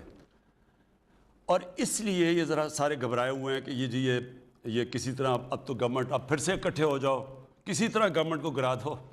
لیکن یہ بہرحال کامیاب نہیں ہوگا. میں چاہوں گا کہ حماد آپ پلیز صرف تاکہ لوگوں کو سمجھ آ جائے کہ یہ جو گروتھ ریٹ آئی ہے تقریباً 4%، یہ کس کے اوپر بیس کی گئی ہے. تو حماد پلیز بتائیں. شکریہ وزیر اعظم صاحب. یہ جو ہمارا نیشنل اکاؤنٹس کا سسٹم ہے، یہ اقوام متحدہ کا سسٹم ہے. 26 ایجنسیز اس کے اندر اپنا ڈیٹا فیڈ کرتی ہیں حکومت کی، اور اس کے 24 سب سیکٹرز ہیں جن کا تمام کے گروتھ کے جو ڈیٹا ہے وہ ہمارے پاس موجود ہے. میں صرف یہ بنیادی طور پہ بتانا چاہوں گا کہ ماضی کے اندر جو ڈیٹا مینیپولیشن ہوتی تھی اور جن سیکٹر سے ہوتی تھی جن کا ویریفائبل ڈیٹا نہیں ہوتا تھا یا اندازے کی بنیاد پہ ہوتا تھا، جیسے لائف سٹاک، ہماری گروتھ ان پر منحصر نہیں ہے. ہماری انڈسٹری کا ڈیٹا اس میں دکھا رہے ہیں کہ 3.5% گرو کر رہی ہے، ایگریکلچر 2.7% کر رہا ہے، اور سروسز جہاں پہ یہ سارے پروڈکٹس جا کے بکتے ہیں وہ 4.4% کر رہا ہے. انڈسٹری کے اندر جو لارج سکیل کی صنعت ہے وہ 9% پہ ہم نے گروتھ شو کی ہے. حالانکہ مبصرین کا یہ خیال ہے کہ یہ آپ نے کم شو کی ہے. جب فائنل ڈیٹا آئے گا 3 کوارٹرز کا بھی تو یہ 14% پہ چلا جائے گا. اور یہ کوئی ایسی تعجب والی بات نہیں. سیمنٹ کی سیل جو ہے وہ مارچ میں تاریخ کی بلند ترین سطح پہ ہوئی. فرٹیلائزر کی سیل آپ دیکھ لیں، آٹو موبیلز کی سیل اور موٹر سائیکلز کی سیل جو ہے وہ تاریخ کی بلند ترین سطح پہ ہو رہی ہے. یوریا سب سے زیادہ بک رہا ہے. ہاؤسنگ اینڈ کنسٹرکشن میں جو میرے سامنے فگرز ہیں 8.5% گروتھ ہے. زراعت میں آپ بتا چکے ہیں کہ ریکارڈ ہماری گندم کی ہوئی ہے کاشت اور سیل، اور گنے کی بھی سب سے زیادہ ہوئی ہے، مکئی کی سب سے زیادہ ہوئی ہے. تو یہ کوئی ایسی انہونی چیز نہیں. اور مبصرین کا یہ خیال ہے کہ جب آخری کوارٹر کا ڈیٹا آئے گا تو یہ 3.94% سے بڑھ کے شاید 4.3 یا 4.4 پہ چلا جائے. آپ نے ایک اور اس کے ساتھ بات کی کہ کیونکہ ہمارے کرنٹ اکاؤنٹ کا جو ڈیفیسٹ ہے وہ یہ گروتھ جو ہے یہ اس کے ساتھ منسلک نہیں ہے. پہلے تو یہ ہوتا تھا امپورٹ کھول کے گروتھ بڑھا دیتے تھے. ہمارا 17 سال کے بعد کرنٹ اکاؤنٹ بھی سرپلس کے اندر شو ہو رہا ہے تقریباً $800 ملین. اور ابھی آپ نے جو سب سے زیادہ جو زبردست چیز دکھائی وہ یہ کہ جو بیرونی قرضے بڑھنے کی رفتار ہے جب ہم آئے تھے تو 11 ارب ڈالر سالانہ اس کے اندر انکریز آ رہا تھا، اور اب آپ نے گراف میں دکھایا کہ اس سال وہ صرف 3.5 ارب ڈالر کے قریب ہوئے گا، جو کیونکہ ہمارے خسارے کم ہو رہے ہیں تو ہمیں بیرونی قرضہ بھی اس کو فائنینس کرنے کے لیے کم لینا پڑ رہا ہے. تو یہ صرف ہماری یہ نہیں کہ ہماری گروتھ بڑھ رہی ہے، اس کی جو کوالٹی ہے، یعنی کہ یہ وہ گروتھ ہے جو خساروں کے سر پہ نہیں ہے، جو قرضوں کے سر پہ نہیں ہے، اور جو امپورٹس کے سر پہ نہیں ہو رہی. تو یہ سب سے زیادہ ریمارکیبل چیز ہے. میں ایک اور آپ سب کو ایک اور چیز دکھا دوں. یہ کرنٹ اکاؤنٹ، یہ ذرا فگر دیکھ لیں گے. یہ شروع ہوا 2011 کے اندر کرنٹ اکاؤنٹ یعنی سرپلس پہ تھا، یعنی ہمارا خسارہ نہیں تھا. یہ 2011 ہے. اس کے بعد یہ دیکھیں کہ یہ بڑھتا گیا، اور جب ہمیں گورنمنٹ ملی ہے 2018 میں، یہ دیکھیں یہ سب سے بڑا 18.2% ہمارا کرنٹ اکاؤنٹ ڈیفیسٹ تھا، خسارہ تھا. اب یہ دیکھیں کہ یہ 2011 کے بعد یہ پہلی دفعہ یہ سرپلس پہ گیا. یہ آپ دیکھ رہے ہیں. یہ تو اس کا مطلب کہ جو حماد نے سب سے بڑی بات کی کہ دیکھیں گروتھ تو تب بھی ہوتی ہے، آپ جیل بنانے شروع ہو جائیں سارے ملک میں تو گروتھ اوپر چلی جائے گی. کوالٹی آف گروتھ ہوتی ہے. آپ امپورٹ کرتے رہیں چیزیں، 60 ارب ڈالر کی امپورٹ کر کے گروتھ اوپر کر دیں، وہ تو ملک کرائسس میں چلا جائے گا. یہ جو آپ دیکھ رہے ہیں کہ کرنٹ اکاؤنٹ خسارے میں چلا جائے گا، روپیہ گرنا شروع ہو جائے گا. لہٰذا یہ جو گروتھ ہے، یہ گروتھ یہی نہیں کہ یہ انشاءاللہ 4% سے اوپر جائے گی، 4.5% ہمارا اندازہ جائے گی، لیکن یہ وہ گروتھ ہے جو ملک کو فائدہ پہنچائے گی. یعنی یہ آگے جا کے کرائسس پہ نہیں لے جائے گا. یہ وہ گروتھ ہے، اس کی کوالٹی ایسی ہے کہ انشاءاللہ ملک آپ دیکھیں گے کہ آپ صحیح راستے پہ جا رہا ہے اور آپ اس کو آگے بڑھتے جائیں گے. جی حماد. میں یہاں پہ ایک اور سے بات پوری قوم کو بتانا چاہتا ہوں کہ جب آپ 2.5 سال پہلے آئے تھے تو آپ نے ایک تاریخی فیصلہ کیا تھا. پاکستان بیورو آف اسٹیٹسٹکس جہاں پہ یہ اکاؤنٹس کمپائل ہوتے ہیں، آپ کے حکم کے مطابق ان کو وزارت خزانہ سے نکال کے ان کو دوسری وزارت پلاننگ میں ڈال دیا گیا تھا تاکہ وزارت خزانہ کسی طریقے سے اس پہ اثر انداز نہ ہو سکے. جس طرح آپ نے کرکٹ میں نیوٹرل امپائرز کی ابتدا کی تھی، اسی طرح آپ نے پاکستان میں بنیاد رکھی انڈیپینڈنٹ اسٹیٹسٹکس کی. جی اس وقت ہم ایک وقفے پہ جائیں گے اور اس کے بعد پھر واپس آتے ہیں. آپ کی کالز کا سلسلہ جاری ہے. ساتھ میں یہ سہار بات کر رہی ہوں سیالکوٹ سے. جی میں پی ایم صاحب سے بات کرنا چاہتی ہوں. جی سن رہا ہوں. جی پرائم منسٹر صاحب، میرا بچہ 5 سال کا ہے جسے تھیلیسیمیا ہے. میں اس کے علاج کے لیے ساتھ پروگرام پر بھی اپلائی کر چکی ہوں، مگر اس کا رپلائی میں جانے کب آئے گا؟ میرے بچے کو علاج کے لیے امیڈیٹ ٹریٹمنٹ کی ضرورت ہے. میں اپنا گولڈ سیل کر چکی ہوں، 2 دفعہ کراچی جا چکی ہوں، مگر اتنا ایکسپینسو علاج میں افورڈ نہیں کر سکتی. میں آپ سے ریکویسٹ کرتی ہوں کہ آپ پلیز میرے بچے کے ٹریٹمنٹ کے لیے میری ہیلپ کریں.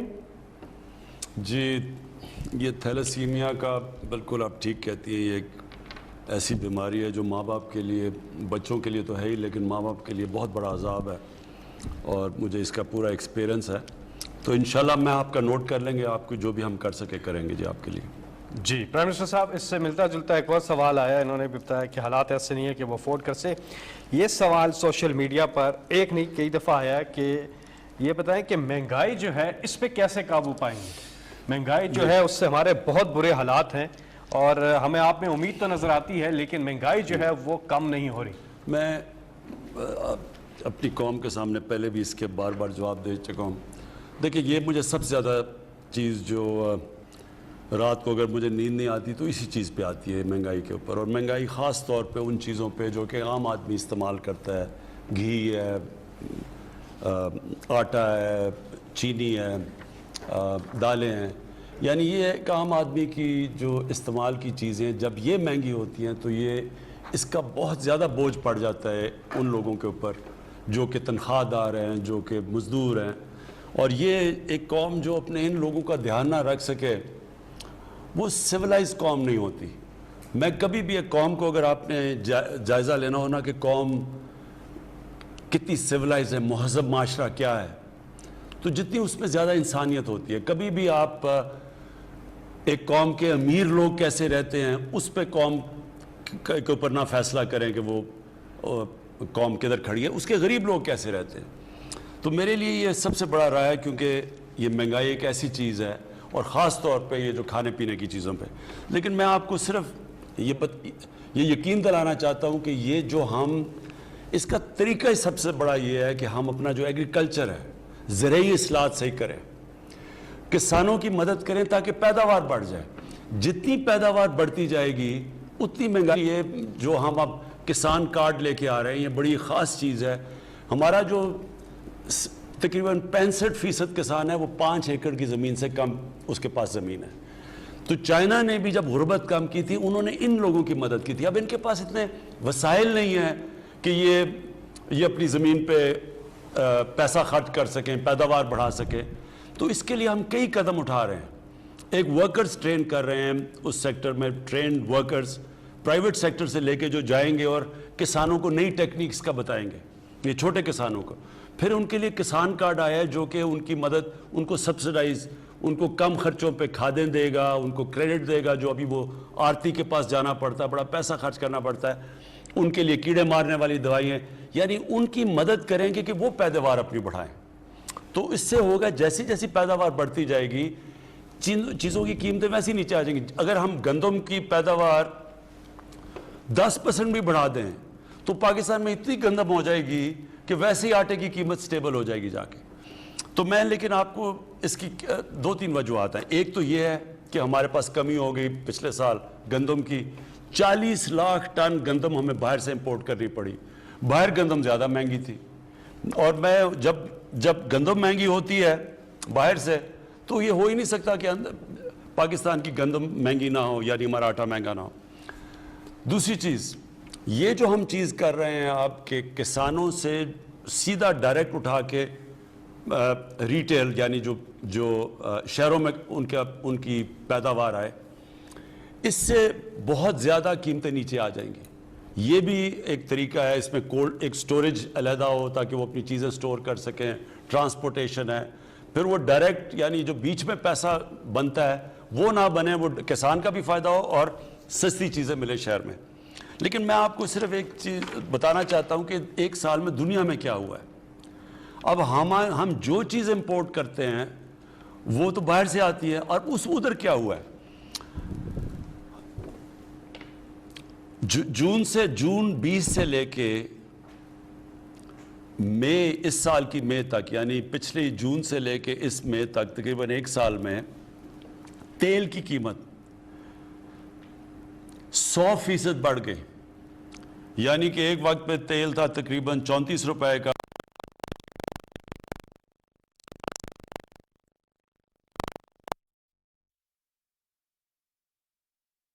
تو ساری ٹرانسپورٹ مہنگی, ہر چیز مہنگی ہو جانی تھی. ہم نے صرف 11.18% تیل بڑھایا ہے, جبکہ دنیا میں وہ 100% بڑھا ہے 1 سال میں. پھر پام آئل, یہ جو گھی مہنگا ہو گیا. گھی دنیا کے اندر کیونکہ ہم باہر سے سارا ہمارا پام پتہ نہیں 4.5 ارب یا 5.5 ارب کی ہمیں امپورٹ کرتے ہیں پام آئل کی. تو دنیا میں پام آئل بڑھا ہے 70% پام آئل بڑھا ہے دنیا میں. پاکستان میں ہم نے صرف 27% بڑھایا ہے. پھر یوریا اور ڈی اے پی, یہ جو کسان استعمال کرتے ہیں, وہ 74% دنیا میں بڑھا ہے. اسی وقت میں ہم نے صرف 16% بڑھایا ہے. کوشش پوری کی ہے کہ جو باہر سے چیزیں آئیں وہ پورا اس کا بوجھ عوام پہ نہ پڑے. اس کا صرف بوجھ گورنمنٹ نے اٹھایا ہے. تو انشاءاللہ ہماری پوری کوشش ہے کہ ہم آگے جا کے اور آپ کے لیے اپنی قوم کو بچانے کے لیے کہ باہر سے مہنگائی نہ ہو, ہم کوشش کریں گے آگے سے ڈی اے پی بھی پاکستان میں ہی بنے, کیونکہ یہاں فاسفورس ہمارے پاس فاسفیٹ ہے, ہم اس کے یہاں بھی بنا سکتے ہیں, اب تک امپورٹ کرتے رہے ہیں. ہم پام آئل کو بھی کوشش کر رہے ہیں کہ پاکستان میں کوسٹل بیلٹ کے اوپر ہم پام آئل کا کریں, اس کی ریپلیسمنٹ کریں تاکہ باہر پریشر نہ پڑے. زیتون سارے اس وقت پختونخوا اور بلوچستان کے شمال میں ہم پوری کوشش کر رہے ہیں کہ وہاں زیتون کا انقلاب آ جائے. یعنی جتنی زیتون کی پلانٹیشن ہوئی ہیں, کروڑوں درخت لگایا ہم نے, اور کوشش یہ ہے کہ وہ بھی ہمارا جو کوکنگ آئل ہے اس میں ہماری مدد کرے, اور بھی اس کے ایکسپورٹ بھی ہم کر سکتے ہیں. تو ہم پوری کوشش کر رہے ہیں کہ انشاءاللہ آنے والے دنوں میں قیمتیں اوپر کے بجائے اوپر جانے کے نیچے آئیں. جی, آپ کی کال کا سلسلہ جاری ہے. ایک چیز آپ سے درخواست یہ ہے, کیونکہ بہت سے لوگ کال کرنا چاہتے ہیں, لیکن ان کی کال نہیں ملتی, وقت کم ہوتا ہے. آج ہم نے یہ کیا ہے کہ پروگرام ختم ہونے کے بعد بھی آدھا گھنٹہ آپ کال کر سکتے ہیں. ہماری یہاں پہ پی ایم آفس کی جو ٹیم ہے وہ موجود ہوگی, اور آپ کی جو بھی شکایات ہوں گے, یہ آپ کی کنسرنز ہوں گے, ان کو وہ نوٹ کر لیں گے اور پھر آپ کو کال بیک کریں گے. اگلے کالر ہمارے ساتھ کون ہے جی؟ السلام علیکم. السلام علیکم جی, میں وحید احمد بات کر رہا ہوں, لاہور میں ابھی موجود ہوں. اور میرا تعلق اور پاکستان فوڈ ایکسپورٹر ایسوسیشن سے ہے, اور سبزی اور پھل ہم ایکسپورٹ کرتے ہیں. اور اللہ کا شکر ہے کہ ہم نے 2019-20 میں 12.5% انکریز کی ہے, اور انشاءاللہ تعالیٰ آپ نے کی ایکسپورٹ کا ریکارڈ قائم کیا ہے. بات یہ کہ یہ باتیں تو ہم ایکسپورٹ کر رہے ہیں سب کچھ. ابھی میں بات بھی سن رہا تھا آنریبل پرائم منسٹر صاحب کی کہ جب تک ہم ہیل نہیں بڑھائیں گے تو ہماری مہنگائی کم نہیں ہوگی. اگر ہیل بڑھے گی تو ہماری ایکسپورٹ بھی بڑھے گی, اور ہماری لوکل جو پرائس ہے وہ بھی کم ہوگی. تو ہم یہ چاہتے ہیں کہ ہم نے جو ہماری لوکل جو پرائس ہے وہ بھی کم ہوگی. تو ہم یہ چاہتے ہیں کہ ہم نے جو ہارٹیکلچر ویژن 10 سال کا پلان بنایا ہے, جس میں ہم کہہ رہے ہیں کہ پاکستان کی ایکسپورٹ آج $730 ملین کی ہے, اس کو کس طریقے سے 2 سال میں 1 ارب, 5 سال میں 2.5 ارب, اور 10 سال میں کس طرح 6 ارب, اور لوگوں کو جاب جنریشن بھی ادھر ہوگی. جتنا ایگریکلچر میں اپارچونیٹی ہے جاب جنریشن میں, دوسرے سیکٹر میں نہیں ہے. تو ابھی ہمیں تو لگ رہا ہے کہ ہم ایکسپورٹ بڑھ رہے ہیں, مگر ہماری فروٹ اینڈ ویجیٹیبل کی باسکٹ بہت چھوٹی ہے. ہمیں پروڈکٹ ڈیولپ کرنا پڑے گا, اور اس سے کیا ہوگا, ہماری ہیل جب بڑھے گی. میں آپ کو مثال مینگو کی, اگر پاکستان میں 1 ایکڑ میں ہم 3.5 ٹن نکال رہے ہیں, دنیا 15 سے 20 ٹن نکال رہی ہے. سیب جو ہے 1 ایکڑ میں جو ہم اپنا 1 ٹن نکال رہے ہیں, دنیا اس میں 10 ٹن نکال رہی ہے. بہت پیچھے دنیا سے. میرا یہ کہنا ہے کہ ہم اپنی ریسرچ اینڈ ڈیولپمنٹ کو فوکس کریں اور نیو ورائٹیز پہ کام کریں. ہم یہ سمجھتے ہیں کہ ہم اپنی 22 کروڑ عوام کو بھی کھلا سکتے ہیں اور دنیا کو بھی کھلا سکتے ہیں. اور ہم نے اپنی کاربٹ میں 2019-20 میں جو ہمیں پرابلم تھے ایکسپورٹ کے, اتنے بڑے ایشو تھے, ایئر لائن کے ایشو تھے, بارڈر کے ایشو تھے, مگر ہماری منسٹری نے مدد کر کے مسئلے حل کیے, اور ہم نے اپنے ایکسپورٹ 12.5% انکریز کیے, ریکارڈ ایکسپورٹ پاکستان. جی آپ کی جو یہ بات آپ نے کہی کہ ریسرچ کرنی چاہیے, ہمیں دیکھنا چاہیے کہ پاکستان میں اور کون سے ہم ویجیٹیبلز اگا سکتے ہیں. اب دیکھیں نا, زیتون ہے, اب یہ ہمیں کیوں نہیں سمجھتی کہ ہمارے ملک میں جتنی زیتون کی پوٹینشل ہے ہم دنیا کو ایکسپورٹ کر سکتے ہیں, اور وہ بہترین آئل ہے. زیتون کا جو تیل ہے وہ مہنگا سب سے زیادہ ہے وہ. تو اب ایک دم فیصلہ پختونخوا میں ہوا, اور اب یہ ساری جگہ زیتون لگنا شروع ہو گیا, اور انشاءاللہ آپ دیکھیں گے 2-3 سال کے اندر ہم اس پوزیشن میں آ جائیں گے کہ زیتون ایکسپورٹ کر سکتے ہیں. اسی طرح ایک جو سبزیوں میں جو سب سے, جس کو کنگ آف ویجیٹیبلز کہتے ہیں, وہ ہے ایووکاڈو. اب پاکستان میں بہترین جگہ ہے ایووکاڈو لگانے کی. میں نے اپنے گھر میں لگائے ہیں, تو میں تو حیران ہو گیا ہوں کہ جس طرح کے وہ ایووکاڈو ہو گئے ہیں. اب ہم یہ ساری جگہ لگا سکتے ہیں. وہ سب سے مہنگا پھل ہے, ویلیو ایڈڈ ہے, ہم یہ بیچ سکتے ہیں. میرا کہنے کا مقصد یہ ہے کہ ہمارے ملک میں 12 موسم ہیں, 12 کلائمیٹک زونز ہیں ہمارے. ہم کوئی چیز بھی اگا سکتے ہیں. یعنی دنیا میں جو چیزیں, ہمیں کوئی ضرورت ہی نہیں کوئی چیز امپورٹ کرنے کی. مسئلہ یہ ہے ہم نے کبھی اس کے اوپر توجہ نہیں دی. اب ہم پوری طرح ان چیزوں کے, مثلا شوگر بیٹ ہے, یہ ایک شوگر کین کو کئی جگہ پہ ریپلیس کر سکتی ہے, پانی بھی کم لیتی ہے, کم ٹائم میں تیار ہو جاتی ہے. اور ہم جب گنا ہے وہ زیادہ مہنگا ہے, اس کے پانی زیادہ استعمال ہوتا ہے, ڈیوریشن لمبا ہے. کبھی کسی نے اس کے اوپر توجہ نہیں دی. انشاءاللہ ہمارا پورا کام ہو رہا ہے کہ اگر ہم نے اپنے لوگوں کو, ہماری بڑھتی ہوئی آبادی ہے, ان کو کھلانا ہے, تو نئی نئی چیزیں لانی پڑیں گی, نئی سوچ آنی پڑے گی. اور پھر اس میں ریسرچ, جو آپ نے اصل بات کی کہ ہمارا اچھا بھلا ایک وقت پہ فیصل آباد کی جو ایگریکلچر یونیورسٹی تھی وہ بڑی مانی جاتی تھی, اس میں بڑا زبردست کام تھا. آہستہ آہستہ ریسرچ بھی ختم ہو گئی, سیڈ ڈیولپمنٹ پہ, بیجوں کے اوپر بھی کام نہیں کیا. ہندوستان میں وہ 7 والا پنجاب ہے, وہاں وہ زیادہ پیداوار ہے ان کی, ہماری کم ہے. ہم ہندوستان والی پیداوار لیں تو ہم گندم ایکسپورٹ کر سکتے ہیں, اور بھی چیزیں. سو اینی وے اس کے اوپر انشاءاللہ ہم کام کر رہے ہیں. جی پرائم منسٹر صاحب اب ہم آگے بڑھیں گے. ایک سوال ہے سوشل میڈیا پہ احتساب کے حوالے سے, لیکن ہمارے ساتھ ایک کالر ہیں آج کے اس پروگرام کے آخری کالر, لیکن پروگرام ختم ہونے کے بعد آپ اپنے ریکارڈ کروا سکتے ہیں میسیجز جو بھی ہوں ادھر آفس میں. جی السلام علیکم. جی وعلیکم السلام.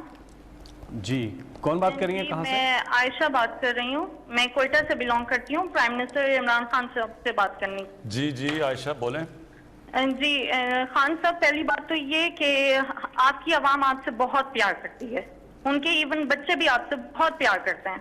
آپ جو اقدامات کر رہے ہیں ہمیں آپ پہ پورا بھروسہ ہے, لیکن مسئلہ اتنا بڑا ہے کہ کہیں سنوائی نہیں ہوتی ہے. میں بیوہ ہوں, میری والدہ بھی بیوہ ہے, اور کوئی میرا بہن بھائی نہیں ہے. 3 سال کا میرا بیٹا ہے. 65 سال کی ٹیچنگ کی کمائی سے میری والدہ نے سنگل سٹوری گھر بنایا DHA ڈیبر میں لاہور میں, اور اس کو 2019 میں کرائے پہ ہم نے دیا.